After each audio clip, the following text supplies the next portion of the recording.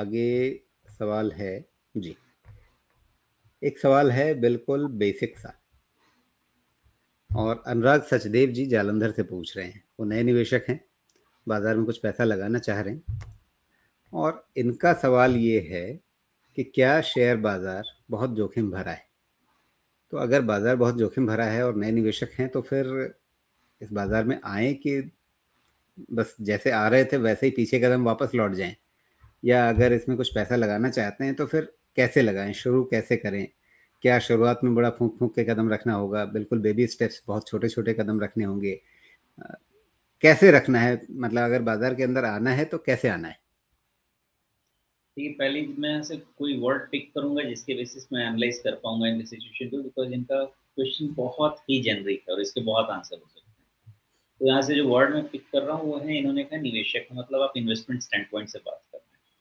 और investment stand point से बात कर रहे हैं तो फिर आप टाइम होराइज़न 5 साल से कम का रखेंगे तो कोई फ़ायदा नहीं। दूसरी बात, मार्केट टॉप पे है। टॉप पे होने का ऐसा मतलब नहीं है कि गिर जाता है, यहाँ से नया टॉप नहीं बनता है, हमेशा बनता है और भी आगे जाता है। मेन मुद्दा ये है कि ऐसे सिचुएशन में अगर आपको अभी मार्केट में एंटर करना है, तो आपको स्टैगर्ड बाइंग के थ्रू ही एंटर करना है। अगर आपकी अपनी एबिलिटी है, तो आप बास्केट ऑफ स्टॉक सेक्टर के हिसाब से बना लीजिए और उसमें स्टैगर्ड बाइंग कीजिए 10-10, 20% के हिसाब से। नहीं आता है, तो आप अपने म्यूचुअल फंड में कोई भी जो आपके जितना भी आप पैसा लगाना चाहते हैं, उसको एक लार्ज कैप फंड में या ईटीएफ में, इंडेक्स ईटीएफ में, उसमें लगा लीजिए और उसमें एसआईपी कीजिए, बिकॉज़ इस लेवल से मार्केट में एसआईपी करना ज़्यादा अच्छा रहेगा। लेकिन एसआईपी में आपको टेक्नीक लगानी पड़ेगी। एसआईपी में आपकी टेक्नीक ऐसी होनी चाहिए ओवर टाइम। आज जो आप शुरुआत कर रहे हैं, आपका एवरेज कॉस्ट आज के लेवल से या इसके नीचे होना चाहिए। इसके ऊपर अगर होता है, तो आपको यू शुड कीप इन्वेस्टिंग और अपना एसआईपी चालू रखिए। तब तक चालू रखिए जब तक आपका आज का एवरेज कॉस्ट मेंटेन नहीं रहता। बिकॉज़ अल्टीमेटली मान लीजिए कि निफ्टी 25,000 या 30,000 होती, तो ऐसा नहीं है कि एक स्ट्रेट लाइन में हो जाएगा। हो सकता है 18,000 से 21,000 जाए और 21,000 से फिर वापस 18,000 आ जाए। हो सकता है थोड़ा ब्लिप नीचे भी जाए। तो आपका ऑब्जेक्टिव ये होना चाहिए कि आज अगर आप शुरू कर रहे हैं, तो आपका एवरेज कॉस्ट आज का या आज से नीचे का होना चाहिए। मतलब आप में ज़बरदस्त पेशेंस होना चाहिए स्टैगर्ड बाइंग का, छोटे-छोटे टुकड़ों में कंटिन्यूअस एसआईपी करते रहिए, क्योंकि अगर ऊपर गया तो आपका कॉस्ट बढ़ जाएगा। और इसलिए आपको जब नीचे आएगा वहाँ से, तब भी इन्वेस्ट करते रहना पड़ेगा। तो अगर आप आ जाना चाहते हैं, तो आप यहाँ से एसआईपी ओपन कीजिए और टाइम बाउंड मत कीजिए, उसको आप चलने दीजिए। ध्यान सिर्फ आपको इतना रखना है कि आपकी कॉस्ट आज के लेवल पे आपको रखनी जी बिल्कुल।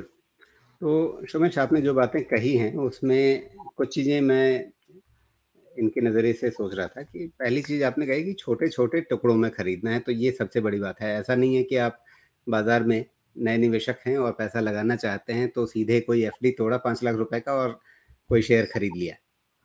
तो पहली चीज़ वो काम नहीं करना है। कैसे करना है छोटे-छोटे टुकड़ों में?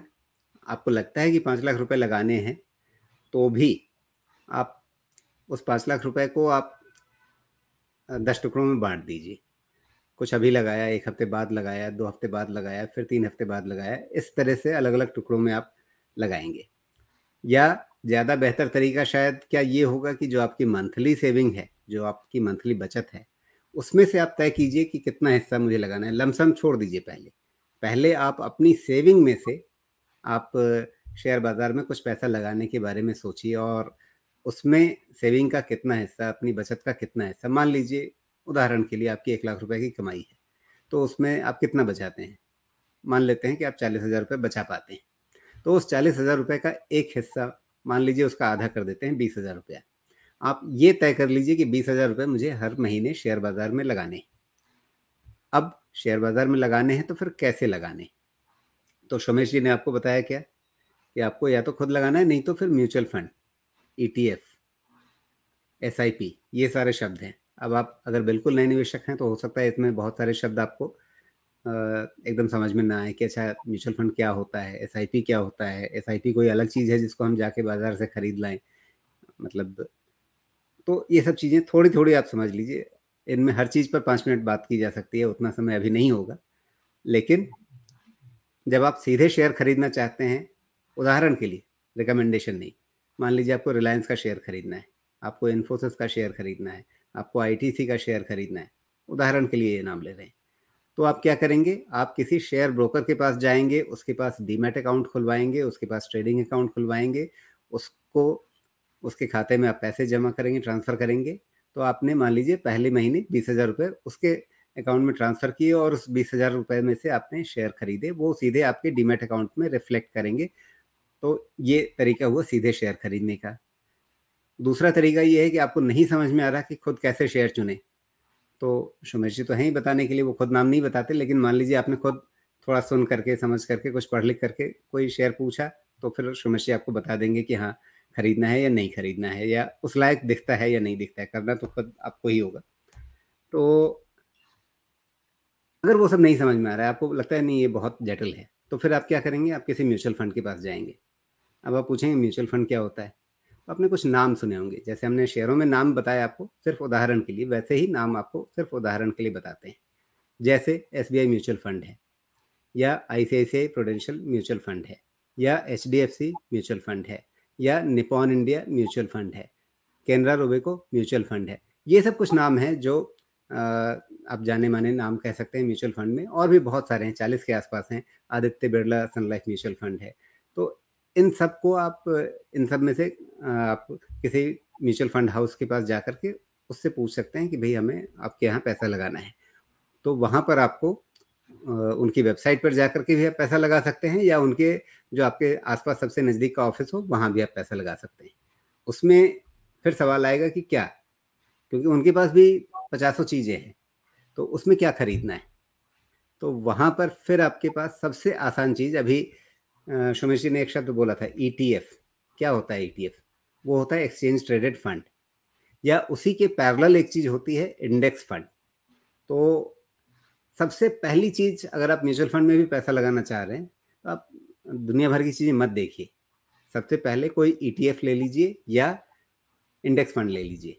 ईटीएफ लेने के लिए आपको अपने ब्रोकर के पास जाना पड़ेगा, इंडेक्स फंड लेने के लिए आपको म्यूचुअल फंड के पास जाना पड़ेगा, उनके ऑफिस में या उनकी वेबसाइट पर। तो इस तरीके से इंडेक्स फंड और एक्सचेंज ट्रेडेड फंड, ये ध्यान रख लीजिए। उसमें भी क्या, तो उसमें भी आपको 10-20 तरह की चीज़ें मिल जाएंगी, वो सब नहीं। सेंसेक्स या निफ्टी, इनका ईटीएफ या एक्सचेंज ट्रेड, ईटीएफ यानी एक्सचेंज ट्रेडेड फंड या इंडेक्स फंड, सेंसेक्स या निफ्टी, इनका इंडेक्स फंड या ईटीएफ, ये अपने मन में ध्यान रख लीजिए और इसको पकड़ लीजिए। अभी मुझे लगता है कि इतनी चीज़ें बहुत हैं समझने के लिए, और रह गया एक शब्द एसआईपी। एसआईपी कोई अलग चीज़ नहीं है। एसआईपी का मतलब है सिस्टमैटिक इन्वेस्टमेंट प्लान।